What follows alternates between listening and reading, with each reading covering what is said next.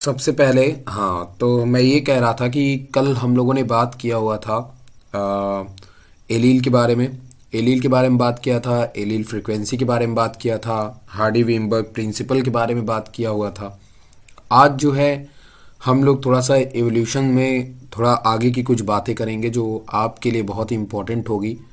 थोड़ा ज्योग्राफी से रिलेट करता है, हमारा ये पूरा का पूरा जो टॉपिक है ये ज्योग्राफी से रिलेट करता है, तो उसके बारे में भी हम लोग पूरी बात करेंगे ताकि आपका प्रॉपर तरीके से ये जो टॉपिक है वो तैयार हो जाए। तो सबसे पहले देखिए, यहाँ पे जो मैं बात आपको बताने वाला हूँ वो सबसे पहले एक टर्म होता है कॉन्टिनेंटल ड्रिफ्ट। क्या होता है? कॉन्टिनेंटल ड्रिफ्ट होता है। स्पेलिंग देख लीजिएगा, गलत भी हो सकती है, गलत ही है ये स्पेलिंग ठीक है, गलत हो नहीं सकती, गलत ही है ये स्पेलिंग। देखिए, कॉन्टिनेंटल ड्रिफ्ट, ठीक है। कॉन्टिनेंटल ड्रिफ्ट जो हमारा होता है, इसको आप यहाँ पे ध्यान रखना है।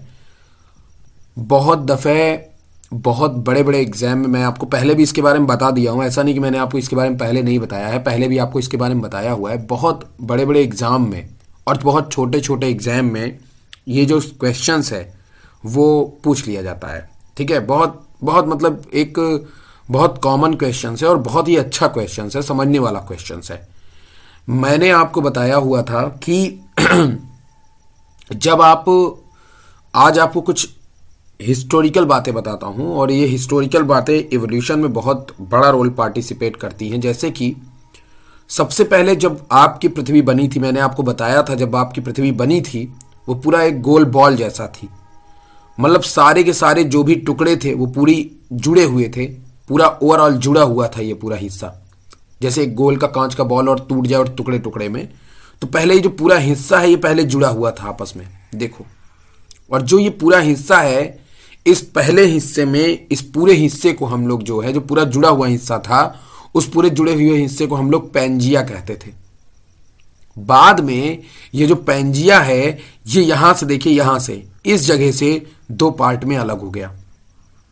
देखिए इस जगह से दो पार्ट में ये पृथ्वी हमारी अलग अलग हो गई। देखिए ये 225 मिलियन ईयर एगो पुरानी कहानी है और फिर ये 150 मिलियन, मतलब ये थोड़ी लेटेस्ट है। तो 225 मिलियन ईयर एगो पहले पृथ्वी हमारी पैंजिया थी और 150 मिलियन ईयर के बाद हमारी जो पृथ्वी है, हमारी जो अर्थ है, वो यहां पे दो भाग में बढ़ गई। क्योंकि जो लैंड्स थे वो लगातार लगातार ऊपर आ रहे थे, ग्लेशियर्स पिघल रही थी। पहले ये पूरा एरिया ग्लेशियर का था, पूरा ठंडा एरिया था, कोल्ड एरिया था, ग्लेशियर पिघली और ग्लेशियर पिघली तो पानी पानी और फिर ऊपर लैंड्स आए। जब ऊपर लैंड्स आए, लैंड्स के आने के बाद दो रीजन में पृथ्वी हमारी डिवाइड हो गई, एक लॉरेंसिया बन गया और एक गोंडवाना बन गया। अब देखिए सवाल कैसे बनता है।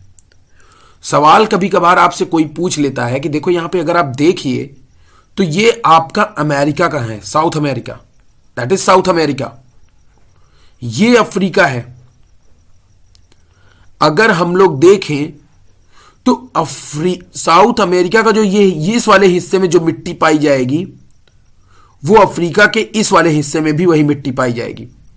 मतलब अमेरिका देखिए, अब यहां पे अमेरिका नीचे वाले में देखिए 100 मिलियन ईयर एगो बाद भी, अगर 100 मिलियन ईयर एगो में हम लोग अमेरिका के यहां की मिट्टी को चेक करते और अफ्रीका के यहां की मिट्टी को चेक करते, या आज अगर हम लोग जो है अफ्रीका की अमेरिका की यहां की मिट्टी को चेक करें और अफ्रीका की यहां की मिट्टी को चेक करें तो बिल्कुल सेम आएगा।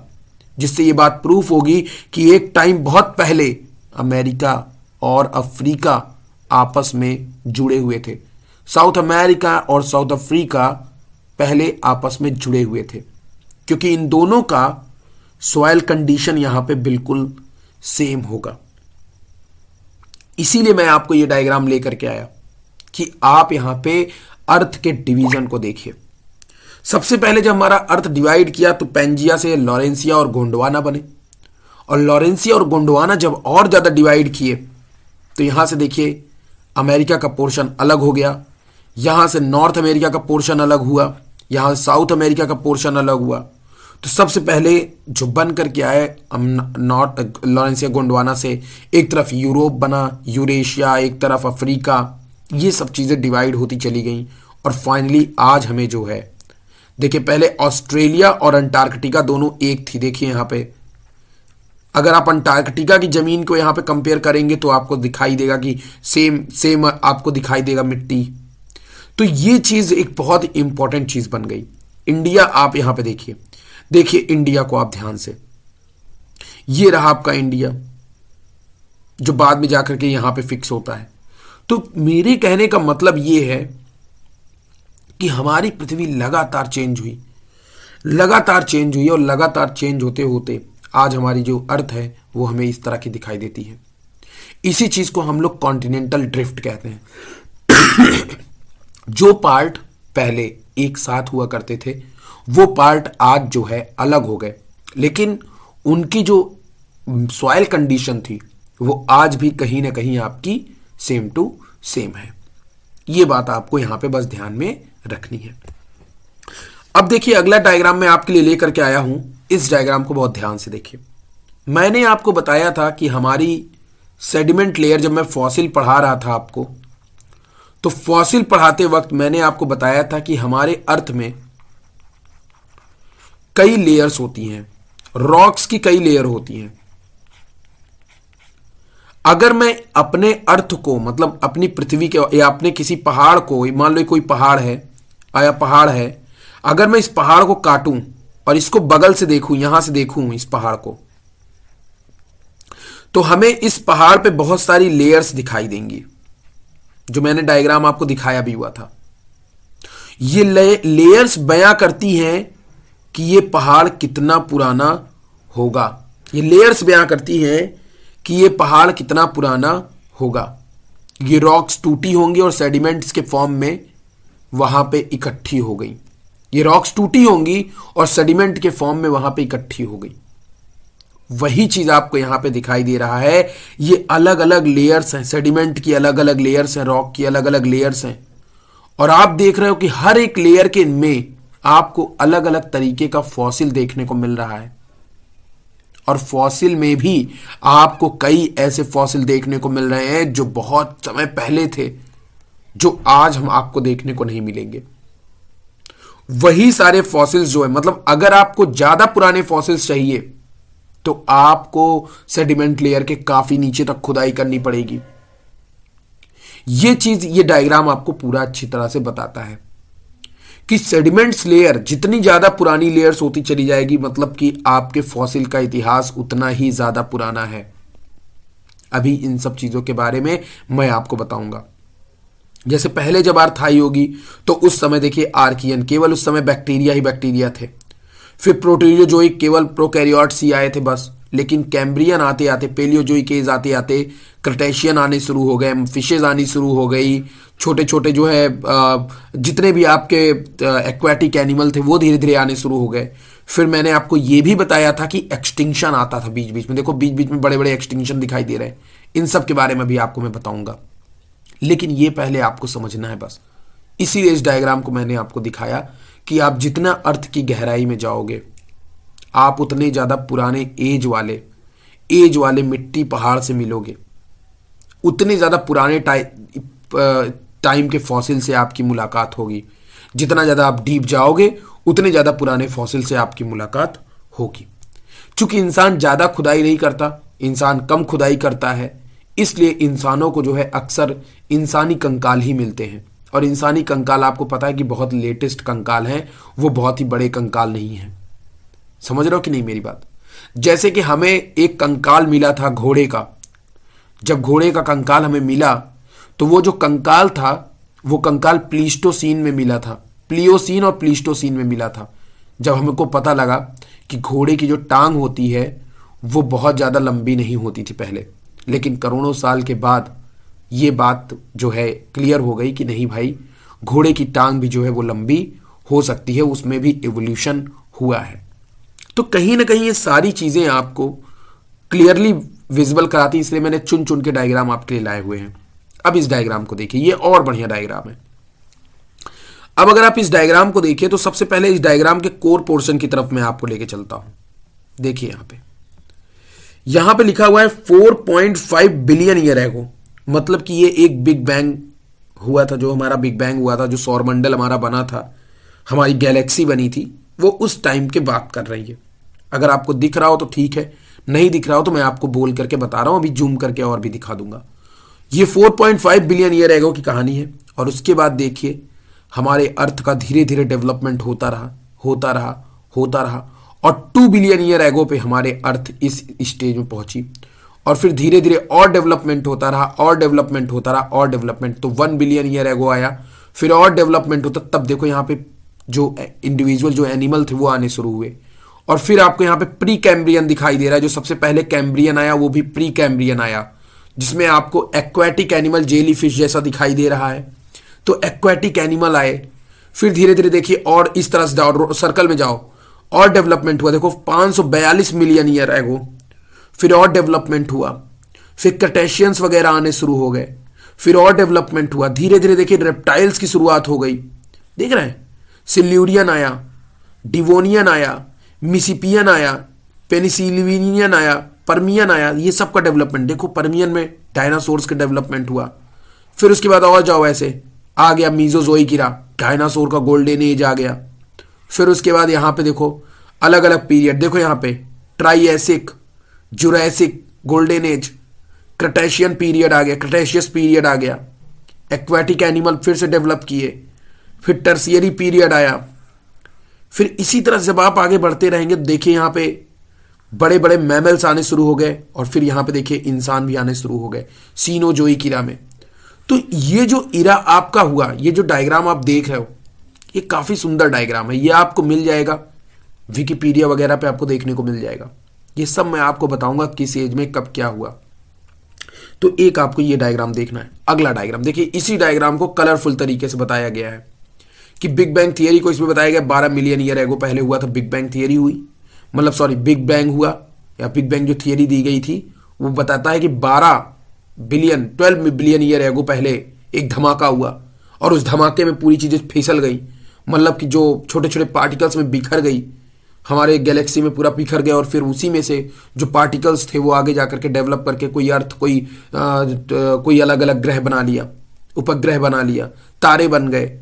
तो इनका जो डेवलपमेंट हुआ 4.6 बिलियन ईयर एगो से हमारे सौरमंडल का डेवलपमेंट शुरू हुआ, और फिर उसके बाद आप देखिए पूरा डेवलपमेंट उसी तरीके से जैसे मैंने आपको बताया। प्री कैम्ब्रियन पहले आया, कैम्ब्रियन आया, फिर पैलियोजोइक आया, फिर मीजोजोइक, प्लियोसीन, ये सब आप पढ़ोगे अभी आगे, सब आपको बताऊंगा। तो ये बात सब आपको ध्यान में रखना है। क्या जितनी बातें मैंने बताई सबको समझ में आया है? ये सब कुछ समझ में आ रहा है कि नहीं आ रहा है? बताओ भाई, सब लोग पहले बताओ, कुछ समझ में आ रहा है कि नहीं आ रहा है? बताओ।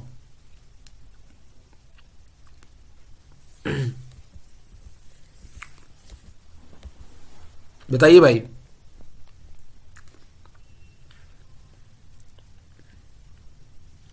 फाइन, अब देखिए यहां पे, अब मैं आपको जो है कुछ बातों के बारे में बता रहा हूं, इसको आप आराम से पढ़ते चलेंगे अब हम लोग। और जो डायग्राम मैं आपको बता रहा हूं उसको बहुत सिंपली पढ़ेंगे, आपकी किताब में कोई बहुत बड़ी डिटेल नहीं है, लेकिन हाँ शामिल तो है भाई, शामिल तो है, तो इसलिए हम लोग इसको शुरुआत से पढ़ते चलते हैं। और जो सबसे तगड़ा डायग्राम मेरे पास में है वो ये डायग्राम है, और इसी डायग्राम को मैं एक्सप्लेन करूंगा, क्योंकि ये डायग्राम जो है जूम ज़्यादा तो नहीं होता है, लेकिन फिर भी जितना हो जा रहा है हो जा रहा है। क्लियर डायग्राम है, देखते हैं, हम भी देख लेते हैं कितना जूम हुआ है। तो काफ़ी छोटा दिख रहा है ये। मैग्नीफाइंग ऑन करते हैं, 1 मिनट रुके रहना, मुझे थोड़ा मैग्नीफाइंग को पता नहीं किस में क्या। अच्छा ठीक है ठीक है, तो मैक्सिमम इतना ही जूम ये हो सकता है, तो देख लीजिए ज़रा सा, बाकी मैं पढ़ता रहूँगा, आप देखते रहिएगा। आई थिंक सभी को दिख रहा होगा। 1 मिनट रुको, मैं एक बार बड़ी स्क्रीन करके मैं देख लूँ मुझे दिख रहा है कि नहीं।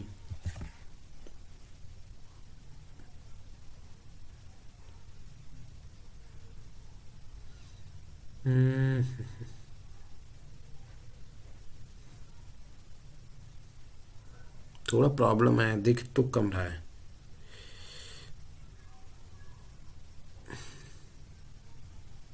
चार 480 पिक्सल पर चलता रहा।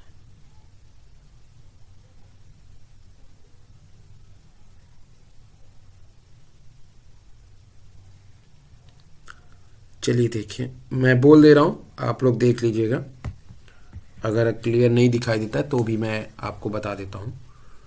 मैग्नीफाइंग रुकी रही, मैं मैग्नीफाइंग को ऑन करता हूँ, 1 मिनट रुके रहिएगा, मुझे मैग्नीफाइंग पता नहीं है ना, रुके रहिएगा।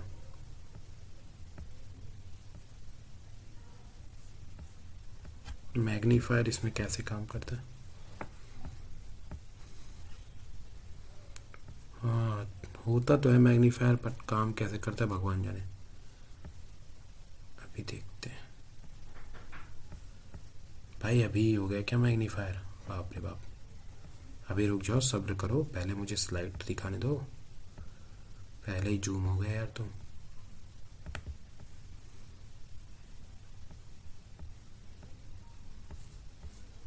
ठीक है चलिए, थोड़ा सा बढ़ना बस, 200 गुना तो। चलिए अब आपको यहाँ पे दिख रहा है कुछ ज़्यादा ही दिख रहा है, बड़ा बड़ा। भाई थोड़ा सा पतला हो जाओगे।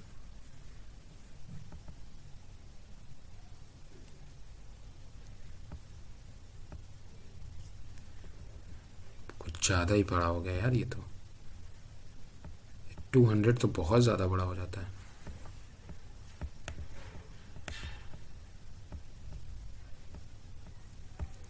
चलो 200 ही रखते हैं, साफ सुथरा तो दिखाई देगा आपको। चलिए, वैसे इस तरह का डायग्राम है भी नहीं ना, कोई ढंग का तो नहीं है ना कोई, तो इसीलिए इसको कर देखो। देखो अब यहाँ पे मैं आपको बताने जा रहा हूँ ज्योग्राफिकल टाइम स्केल, तो इसको बहुत ही ध्यान से देखिएगा। हम लोग पूरी बातें नहीं करेंगे, बहुत ही शॉर्ट में हम लोग बातें करेंगे, ताकि आपका भी काम हो जाए और आप पूरी अच्छी तरीके से समझ भी जाओ, ठीक है। तो देखिए, कुछ टर्म को मैं आपको पहले ही बता दे रहा हूँ, उनको आप थोड़ा सा ध्यान में रखिएगा, आपको कोई दिक्कत नहीं होगी। देखिए क्या है कि आपको जब आप ज्योग्राफिकल टाइम स्केल पढ़ते हो, तो ज्योग्राफिकल टाइम स्केल में दो चीज़ें एक साथ चलती हैं, प्लांट और एनिमल। मान लो इसमें एनिमल के बारे में ज़्यादा बता दे तो आप बिल्कुल भी टेंशन मत लीजिएगा, क्योंकि प्लांट्स का इतिहास है, लेकिन प्लांट का इतिहास बहुत ज़्यादा नहीं है। जब आप प्लांट्स के बारे में पढ़ोगे तो प्लांट्स का इतिहास पता चलेगा, बट ज्योग्राफिकल टाइम स्केल में ज़्यादा फोकस होता है एनिमल के ऊपर और मेन मेन इवेंट्स के ऊपर। अभी आप बीच बीच में देखोगे कि आपको दिखाई देगा कि कई दफ़े मास एक्सटिंक्शन जैसी चीज़ हुई है। अब मास एक्सटिंक्शन जो है, जिसमें एनिमल पूरी तरह ख़त्म हो जाते हैं पूरी धरती से। अब पूरी धरती से ख़त्म कैसे होते हैं? क्योंकि नेचर भी चाहता रहता है कि हम कुछ ऐसे इंडिविजुअल बनाए जो खतरनाक कंडीशन में भी सरवाइव कर जाए। तो हम शुरू करते हैं। सबसे पहले देखिए, यहाँ पे जीए का मतलब होता है, यहाँ पे देखिएगा सबसे पहले, एक मिनट, क्या हो गया भाई ये, क्या हो गया भाई ये, अरे यार ये क्या हो गया, ये क्या हो गया भाई, ओए, अरे बस करो यार, कितना जूम हो जाओगे। अच्छा ये भी कला है भाई, ये भी कला है, ये भी कला है। इतनी कलाएं हैं इसमें कि मैं मर जाऊंगा इसको चलाते चलाते। देख रहे हो, चल ही नहीं पा रहा है मुझसे, तो ये हम कैसे बताएंगे बच्चों को। चलो फिर भी चलो देखो, अरे ये पीछे बगल बगल क्या आ गया प्लस प्लस का।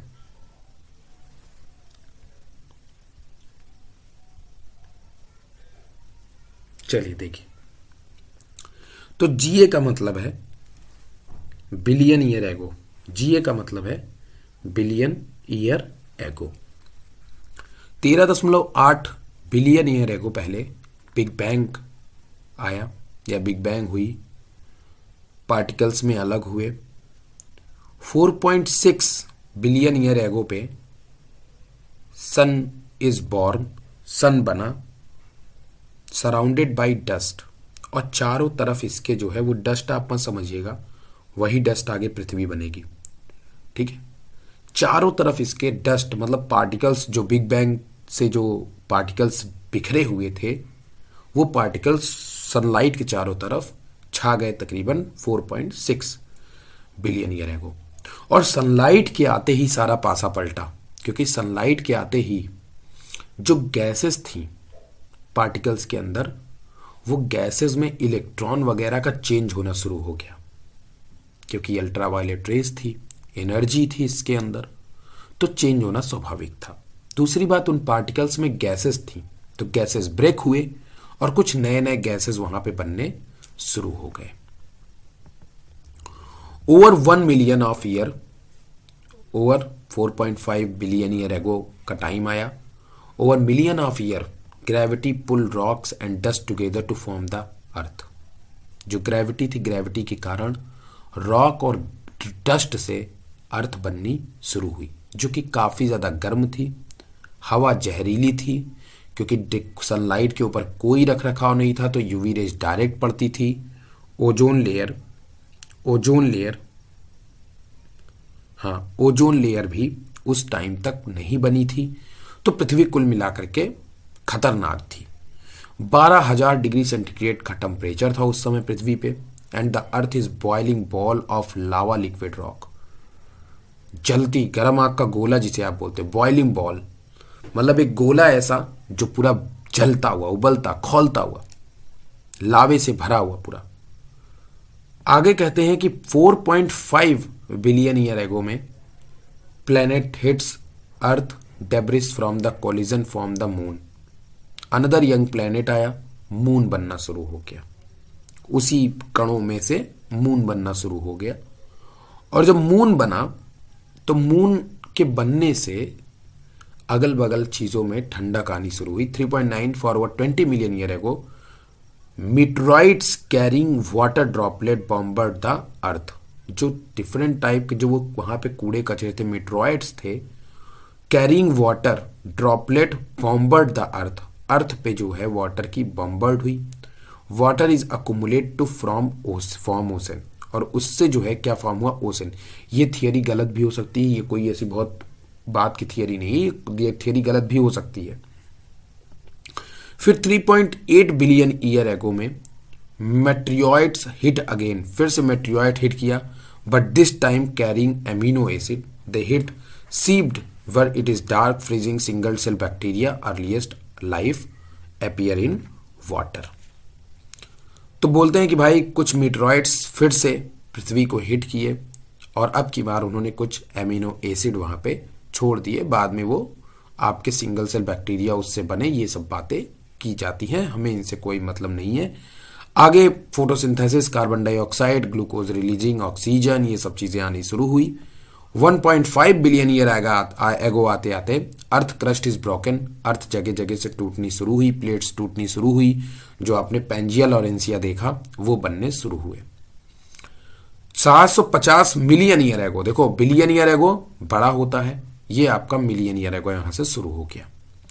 मिलियन ईयर एगो में स्नोबॉल अर्थ ठंडी हो गई, चारों तरफ ग्लेशियर्स, बर्फ बन गई, और जो हमारी अर्थ थी वो धीरे धीरे फिर से अर्थ में, मतलब यहाँ पे लिखा भी हुआ है, जो उसको आपको पढ़ने में बहुत ज़्यादा ज़रूरत नहीं है, बस आप इसको हल्के हल्के फॉर्म में आप जानते रहो। 735 मिलियन ईयर एगो में volcano start erupting, carbon dioxide which trap the sun heat, ice start to melt. जो वॉल्केनो थे वो वहाँ पे आने शुरू हो गए। उसके बाद क्या हुआ कि पृथ्वी पे गर्मी, सन के कारण गर्मी बढ़ने लगी, क्योंकि जैसा मैंने कहा कि ओजोन लेयर वगैरह का फॉर्मेशन बहुत बड़ी वैल्यू रखता है। और जब अर्थ जो है दोबारा से गर्म होनी शुरू हो गई तो बर्फ पिघलनी चालू हो गई, और जब बर्फ पिघली तो प्रिमिटिव बैक्टीरिया हैव इवॉल्व्ड। उस टाइम पे प्रिमिटिव बैक्टीरिया इवॉल्व हो रहे थे। ओशन इज नाउ फुल्ड, क्योंकि बर्फ पिघल चुकी थी, समुद्र पूरी तरह से भर गए थे प्लैंकटन से, वार्म स्पॉन्जेस से, मेनी मोर मल्टीसेलुलर ऑर्गेनिज्म, और सबसे पहले जो वाटर ऑर्गेनिज्म थे वो यूनिसेलुलर से मल्टीसेलुलर हो गए 540 मिलियन ईयर एगो तक।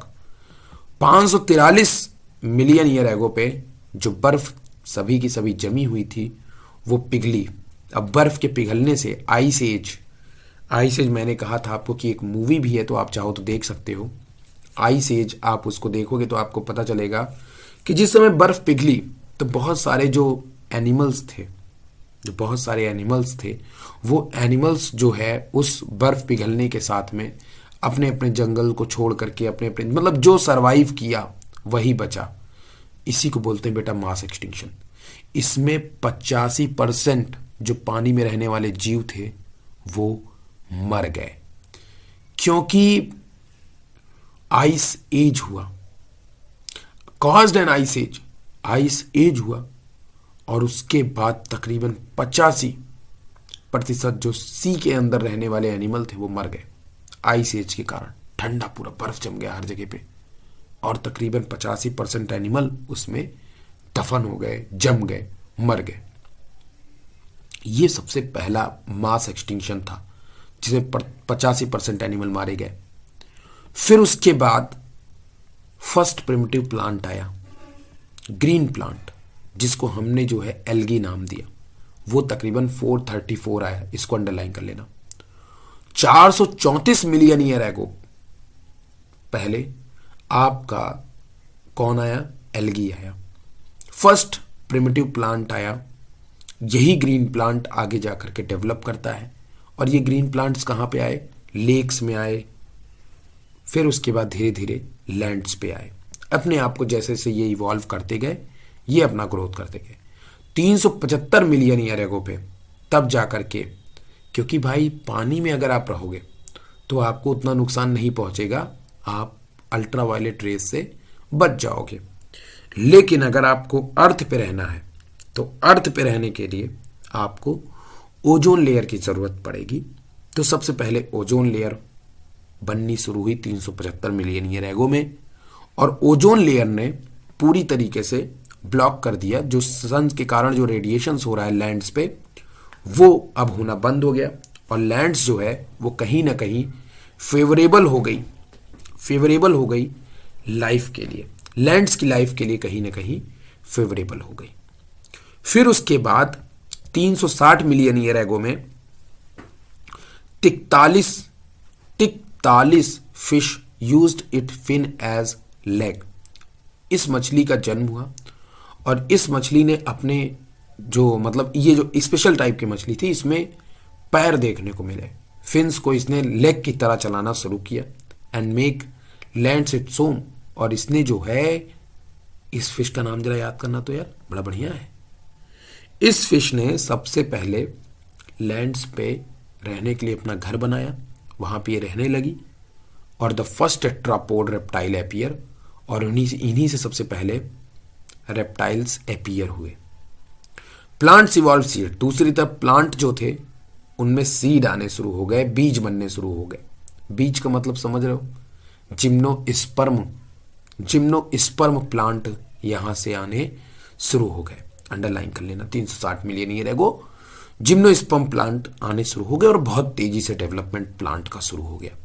क्योंकि रीजन मैंने आपको बताया था कि ईश्वर ने पहले खाना बनाया, फिर खाने वाले को बनाया। ईश्वर को पता था कि लैंड्स पे अगर हमें एनिमल को सरवाइव कराना है, टेट्रापोडा को सरवाइव कराना है, तो लैंड्स पे हमें प्लांट लाना पड़ेगा और बड़े प्लांट लाने पड़ेंगे। तो उन्होंने सीड वाले प्लांट को बहुत तेजी से डेवलप करना शुरू किया।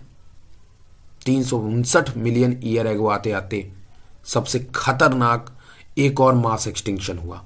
मतलब दूसरी बार पृथ्वी पे मास एक्सटिंक्शन हुआ। मतलब कि जंतुओं की आधे से ज़्यादा आबादी फिर से कम हो गई और 75% सभी स्पीसीज की 75% जो था मारे गए।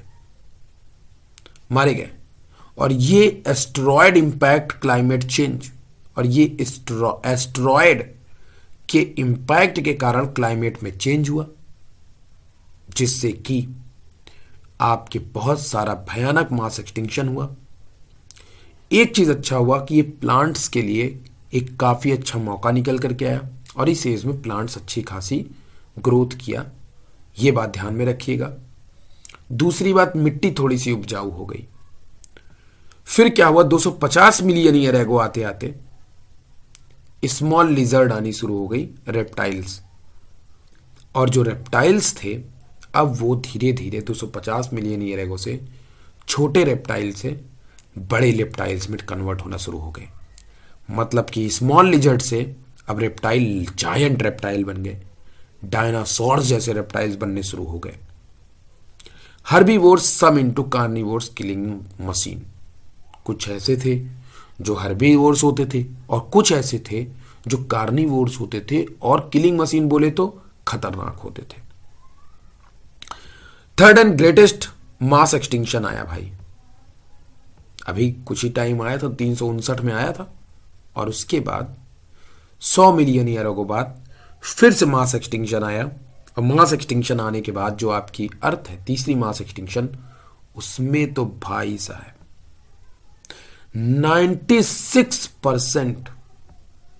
96% all species was wiped out. देख रहा, देख रहा। Third, the greatest mass extinction, सबसे बड़ा मास एक्सटिंक्शन है ये, Permian mass extinction. It is called the great dying. सब मर गए, इसमें केवल 4% बचे। 225 में डायनासोर्स का जन्म हुआ। 225 मिलियन ईयर एगो में डायनासोर्स का जन्म हुआ। और डायनासोर्स के जन्म के साथ ही में, एक मिनट रुके रहना, हमें डायनासोर वाला देखना है डायग्राम ना, तो थोड़ा सा इधर जाना पड़ेगा। ठीक है,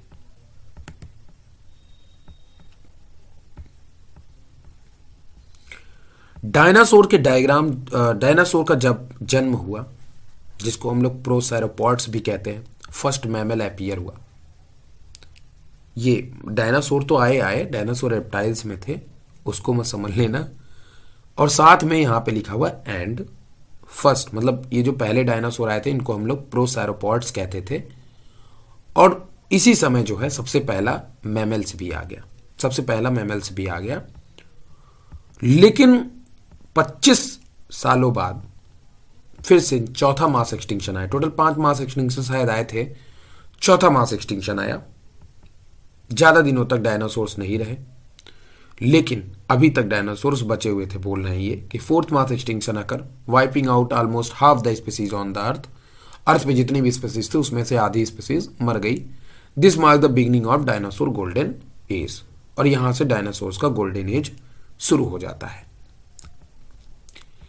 190, मतलब ये ट्राइएसिक पीरियड का टाइम है। ट्राइएसिक पीरियड वगैरह भी मैं सब बताऊंगा, ठीक है, कौन सा पीरियड कब किस काल में था। 190 से 180 मिलियन ईयर एगो आते आते जो आपका था, next 10 million year ago dead fish planktons deposit on the sea bed.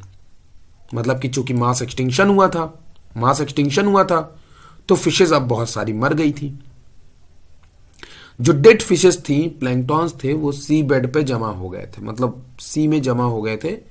This layer letter become oil which is want not fuel. और यही सब जो है आज धरती के नीचे हैं, जिनको हम लोग कोयले फ्यूल के रूप में इस्तेमाल में ला रहे हैं, वही यहां पे लिखा हुआ है।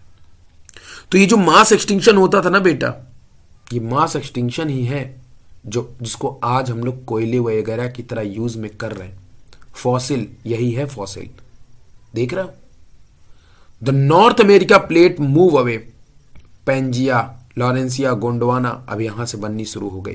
कॉन्टिनेंट्स बनने शुरू हो गए अलग अलग। The North America plate moves away from Asian and African plates. ये सब मैं आपको बता दिया हूं। 180 मिलियन से के बाद शुरू हुआ पृथ्वी में कॉन्टिनेंट्स जो अलग अलग बंटने शुरू हो गए। पहले पृथ्वी एक ही में थी, पेंजिया में, लेकिन अब वो डिवाइड करना शुरू कर गए। और 150 मिलियन ईयर एगो होते होते 150 मिलियन ईयर एगो आते आते, थोड़ा सा नीचे कर लेते हैं, यस, एक मिनट थोड़ा और नीचे, हाँ ठीक है, अभी जूम करते हैं। अरे जूम ऊपर से भाई, चलो, हाँ ठीक है। देखो इधर 150 मिलियन आते आते बहुत सारे एनिमल में डाइवर्सिटी आ गई। देखो आर्कियोप्टेरिस का नाम आ गया कि नहीं, जो बर्ड्स और रेप्टाइल दोनों का कैरेक्टर रखता था। अभी तक डायनासोर रेप्टाइल थे, लेकिन अब वहां से बर्ड आ गए और बर्ड्स का भी जन्म शुरू हो गया। बर्ड्स आ गए, स्नेक आ गए, मैमल्स भी आ गए, सब आ गए। लेकिन डायनासोर हाइड फ्रॉम डायनासोर्स, धीरे धीरे डायनासोर्स खत्म होने शुरू हो गए। और यही बोला जाता है यहां पे बहुत बड़ी बात बोला जाता है कि एक तारा आया टूट करके, बिगेस्ट, बहुत बड़ा एक तारा आया और वो टकराया अर्थ से, जिसमें कि 5th मास एक्सटिंक्शन हुआ। और वहीं से बोलते हैं कि डायनासोर जो थे वो नॉन फ्लाइंग डायनासोर पूरी तरीके से खत्म हो गए। बहुत सारे लोग इस बात को बोलते हैं, बहुत सारे लोग खाने पीने की कमी को बोलते हैं। लेकिन ये सब एस्टेरॉयड कैसे आया, कब आया, कहाँ आया, और बस ये मास एक्सटिंक्शन लाता रहता था। बड़े बड़े तारे आते थे, पृथ्वी से टकरा जाते थे। अभी जैसे हम लोग हैं ना, बड़े बड़े उल्का आते हैं, तो किसी दिन ऐसे कोई बड़ा तारा चला आया हमारी तरफ और पूरा वाइप्ड आउट कर दिया, तो हम लोग भी मास एक्सटिंक्शन में आ जाएंगे।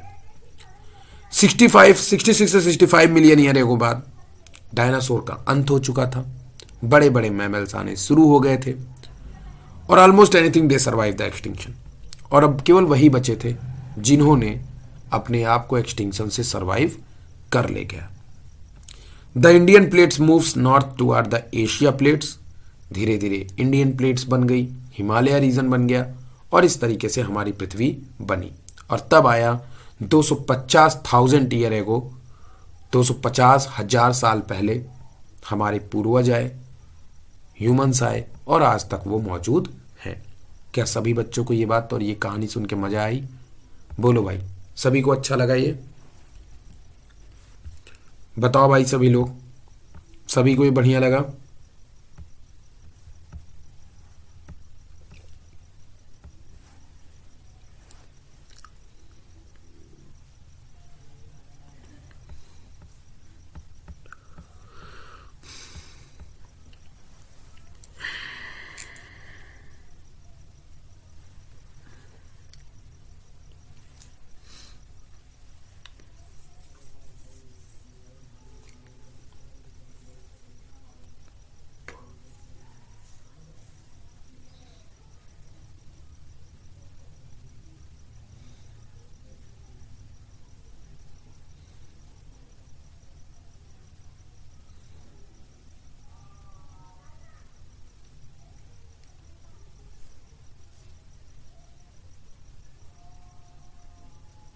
चलिए अब आगे देखिए।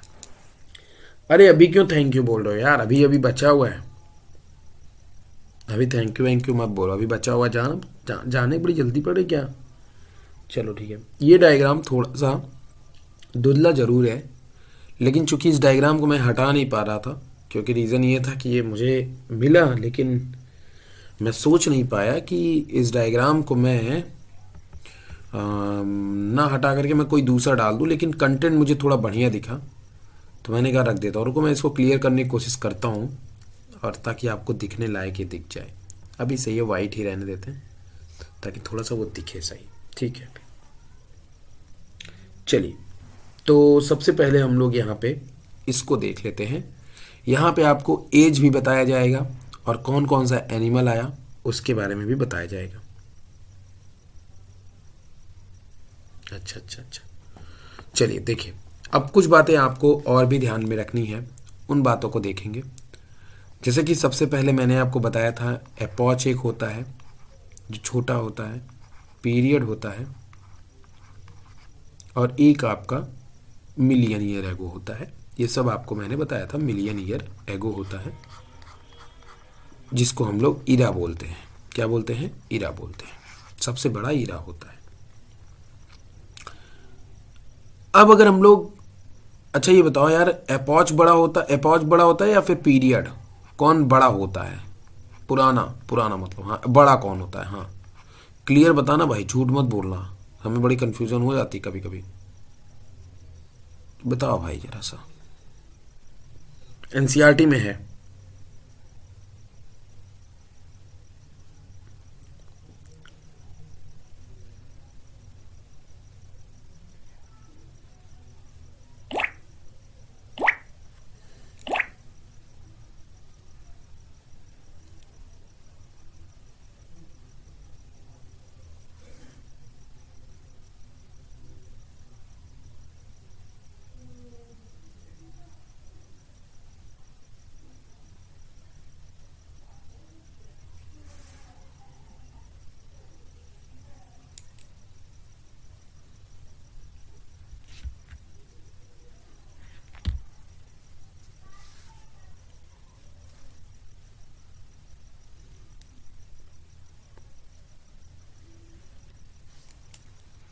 और लोग बताओ भाई, ये चैप्टर पहली बार पढ़ रहे? बाप रे बाप, इसको कोई पढ़ाऊ में ना किया तुमको?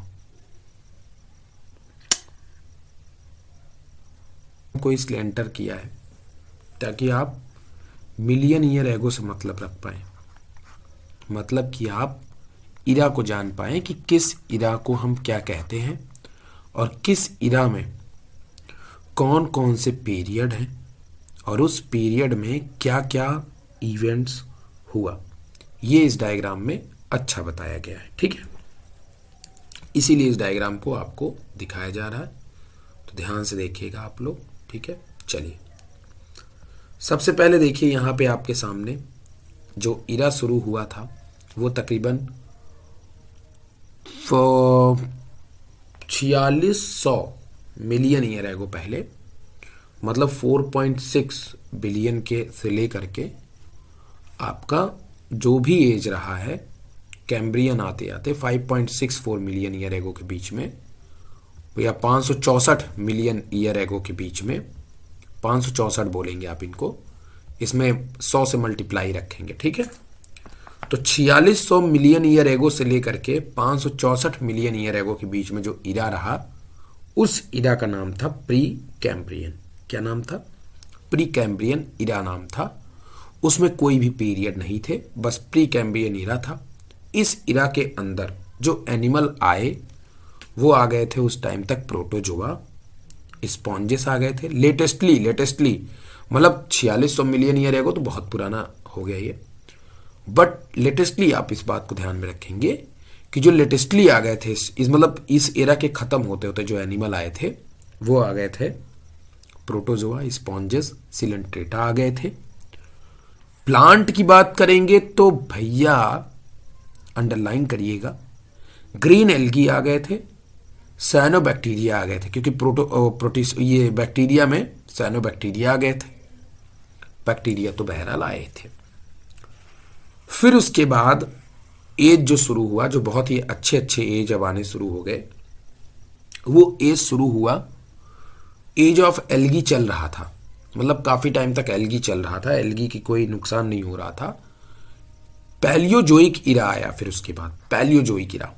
और पैलियोजोइक जो इरा था आपका, ये काफी बड़ा इरा माना जाता है। और इस इरा के अंदर मैंने आपको बताया था एक दिन, याद करिए, मैंने आपको फॉर्मूला भी बताया था कॉज टीसीपी, याद करने का तरीका कि पैलियोजोइक में कौन कौन से इरा हैं। पैलियोजोइक इरा में आपके टोटल 5 पीरियड है, 5 के 6 हैं शायद ना, हाँ 6 हैं, जिसको याद करने का तरीका मैंने बताया कि पैलियोजोइक इरा का सबसे पुराना जो पीरियड है वो है कैम्ब्रियन। कैम्ब्रियन पीरियड जो है वो सबसे पुराना इरा माना जाता है, और इसको याद करने का तरीका है cause DCP, C for Cambrian, O for Ordovician, S for Silurian, DCP, D for Devonian, C for Carboniferous, P for Permian. यहां से मैं नीचे से पढ़ रहा हूं, सबसे पुराने से नए की तरफ जा रहा हूं मैं, ऊपर की तरफ। तो कैम्ब्रियन पीरियड पैलियोजोइक इरा का सबसे पुराना पीरियड है, और इस पीरियड की शुरुआत हुई थी 5.64 मतलब 564 मिलियन ईयर एगो से शुरुआत हुई थी। अभी वहां भी बताया था, यहां बता दे रहा हूं। इस समय हमें जो है ट्राइलोब्लास्ट दिखने शुरू हुए, जो हल्की फुल्की प्रॉपर्टी, जो पानी में रहना पसंद करते थे। ट्राइलोब्लास्ट दिखने, बाइट्स दिखने शुरू हुए, बाइट्स नॉट ब्लास्ट, बाइट्स। और साथ में फंजाई एल्गी जो है वो और ज्यादा ग्रो कर रही थी, मतलब इसको आप बोलिए तो गोल्डन एज एल्गी का था, एल्गी बहुत अच्छा ग्रो कर रही थी। फिर उसके बाद आता है ऑर्डोविशियन, 5 मिलियन ईयर एगो के आसपास में, 500 मिलियन ईयर एगो के आसपास में थे।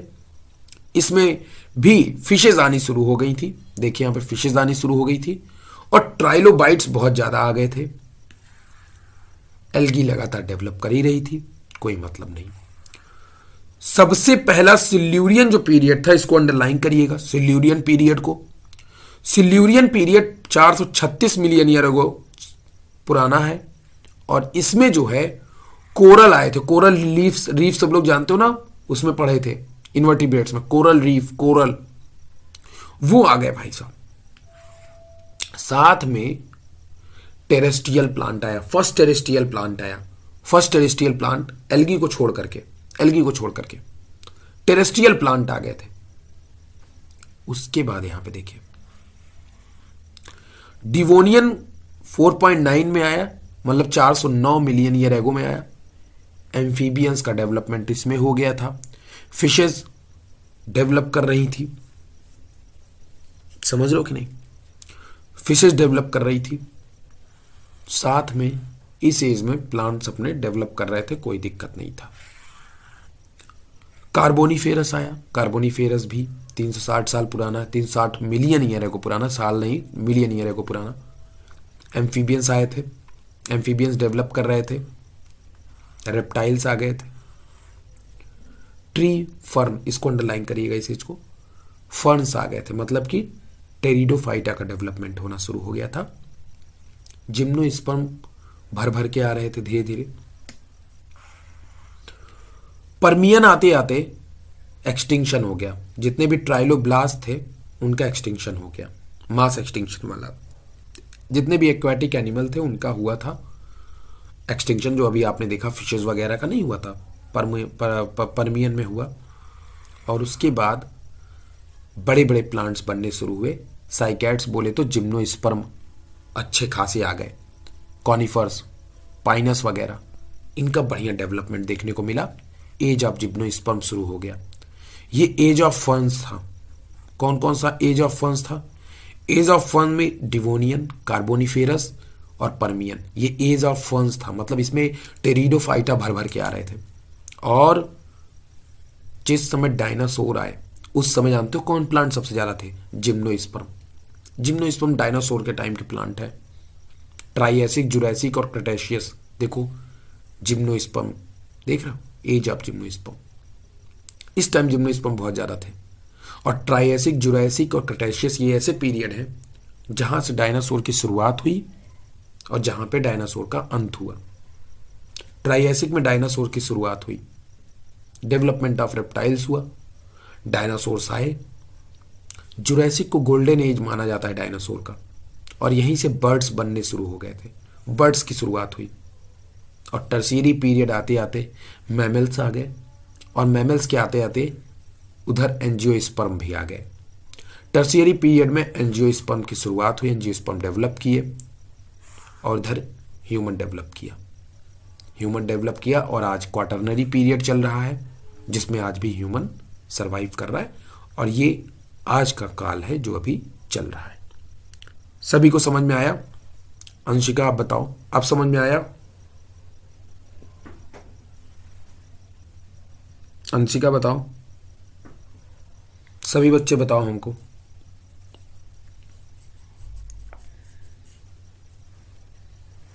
बताओ भाई सभी लोग।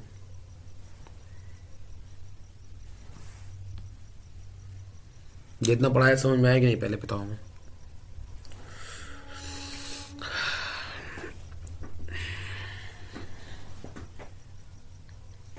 चलो तब सही।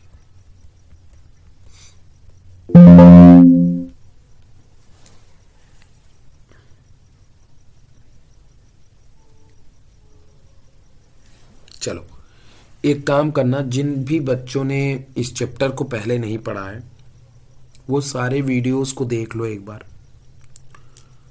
देखो नो डाउट कुछ चैप्टर ऐसे होते हैं जो कहानी बहुत ज़्यादा लेके जाते हैं, कहानियों में बहुत टाइम खाते हैं। ये चैप्टर है ऐसा, लेकिन इस चैप्टर को एक खास बात होती है इस चैप्टर की, एक बार पढ़ लोगे ना तो पूरी तरह नहीं भूलता ये।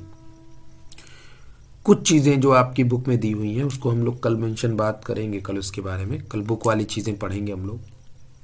जैसे ह्यूमन वाला है, जो ह्यूमन का जो आपने देखा है इवोल्यूशन वाला, जो ह्यूमन का इतिहास पढ़ोगे वो भी बहुत इंटरेस्टिंग है, बहुत मज़ेदार है, कहानियों की तरह हो जाएगा। उसको मैं कहानी की तरह ही बताऊंगा आपको, ठीक है? मतलब एकदम स्टोरी लगेगा वो पूरा आपको देखने सुनने में, वो भी मैं कहानी की तरह बताऊंगा। और ये ऐसे ही पढ़ा जाता है, जैसे कोई स्टोरी सुना रहा है, पृथ्वी का एक इतिहास चल रहा है, मास एक्सटिंक्शन हो रहा है, ऐसा हो रहा है, वैसा हो रहा है, तो ये बड़ा अच्छा लगता है। लेकिन देखो जब आप इसको डिटेल में पढ़ने जाते हो, थोड़ा सा मास एक्सटिंक्शन वगैरह या स्पीसीज वगैरह, वो सब अभी आपके काम में है नहीं। आप किताबों में जिक्र किया हुआ है, पीरियड वगैरह का जिक्र किया हुआ है, डायनासोर वगैरह का जिक्र किया हुआ है पूरा अच्छे से, उसके बारे में और डिटेल में बात करो। देखो मेरा कॉन्सेप्ट ये होता है कि भाई आप टर्म को पकड़ लो, पहचान लो। कॉन्टिनेंटल ड्रिफ्ट या कॉन्टिनेंट्स आए तो आप जानो कि हाँ वो कॉन्टिनेंट्स क्या हैं। कॉन्टिनेंटल ड्रिफ्ट क्या है, अब आप सब जानोगे। सेडिमेंटेशन स्टेज दिखे तो आपको डायग्राम इमेज बने। और मैं आपको बता रहा हूँ एक किताब अभी मैंने आज एक पब्लिकेशंस आई थी मेरे पास में, और मैं जनरली भूलता नहीं हूँ, बट हाँ उस किताब में दमदार मज़ा मुझे मिला। वो पब्लिकेशन आए थे दिखाने के लिए हमें कि सर हमने हमारी ये किताब है सर, अगर आप जो है लेना चाहिए तो सर बताइएगा। स्कूल वाले जैसे आते हैं ना, स्कूल स्कूल में मतलब उसी के लिए सैंपल कॉपी देने के लिए, सैंपल पे कॉपी देने के लिए हमें आए हुए थे। तो वही हमको बुलाया गया था कि टेस्ट करिए सर थोड़ा बुक कैसी है कैसी नहीं है। अच्छी बुक बनी थी यार, बहुत अच्छी बुक बनी थी। और उम्दा डायग्राम, सारे डायग्राम बढ़िया विकिपीडिया वगैरह के थे, लेकिन उम्दा डायग्राम, मतलब मैं दिखाऊंगा वो बुक जो है आपको। अब पब्लिकेशन हो गई, इसका नाम नहीं लेने वाला मैं यहाँ पे, लेकिन हाँ बहुत अच्छी बुक थी वो, जो है मानना पड़ेगा। बाकी और पढ़िए भाई, मेहनत करिए। कैसा है आपकी तबीयत, कैसी है वर्तिका आपकी तबीयत, अंशिका तुम्हारी तबीयत कैसी है?